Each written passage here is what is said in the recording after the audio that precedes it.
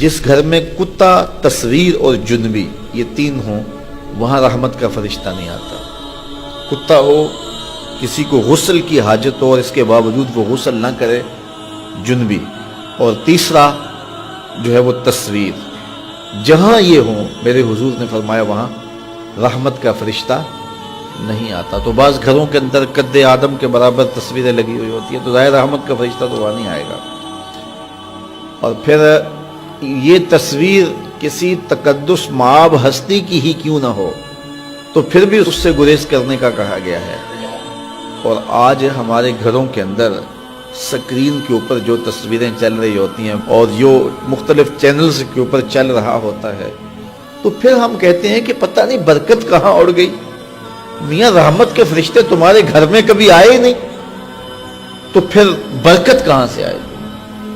پہلے مال تھوڑا ہوتا تھا، پیسے لوگوں کے پاس اتنے نہیں ہوتے تھے، 100 روپے کا منہ کوئی دیکھتا تھا، لوگ پیدل سفر کرتے تھے۔ میں ایک دیہات کا رہنے والا ہوں، سارے لوگ پیدل شہر میں آتے تھے، لوگوں کے پاس دو سے زیادہ جوڑے نہیں ہوتے تھے، اچھا جوتا کسی کے پاس نہیں ہوتا تھا، شادیوں سے بڑے بھائی کا جوتا، چھوٹے بھائی کا جوتا، ایک دوسرے کے جوتے مانگ کے لوگ لے کے جایا کرتے تھے۔ سکول کے بچوں کے پاس بہت ساری مائیں تو کچھ کھانے کے لیے دے دیتی تھی کہ یہ دوپہر کو کھا لینا، اور خرچی بھی بڑی معمولی سے ملتی تھی۔ اور آج ہر بچہ 200-300 روپے کا بیلنس روز جو ہے وہ موبائل پہ خرچ کرتا ہے، موٹر سائیکل کا جو ہے وہ تیل الگ خرچ کرتا ہے، اور جو اس کی جیبیں بھری ہوئی ہوتی ہیں، اور اتنا کچھ ہونے کے باوجود برکت نہیں ہے۔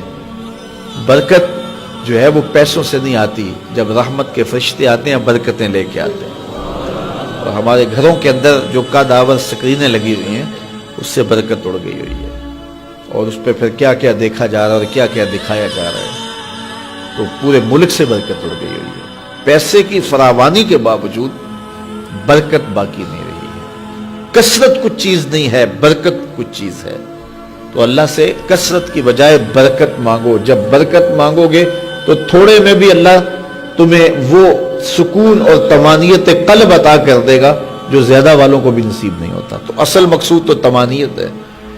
تو اپنی اولاد کو جو ہے وہ اپنے عمل کے ساتھ، اپنے رویے کے ساتھ صالحیت کی جانب لے کر کیا جاؤ۔ قرآن مجید کی تلاوت معمول رہے گھر میں، اور 5 گانا نماز کے لیے گھر میں مصلی بچھیں، مائیں بہنیں بیٹیاں گھروں میں مصلی بچھائیں، اور مرد حضرات مسجد کا رخ کریں، تو پھر دیکھنا کہ اس کے اثرات مرتب ہونے لگیں۔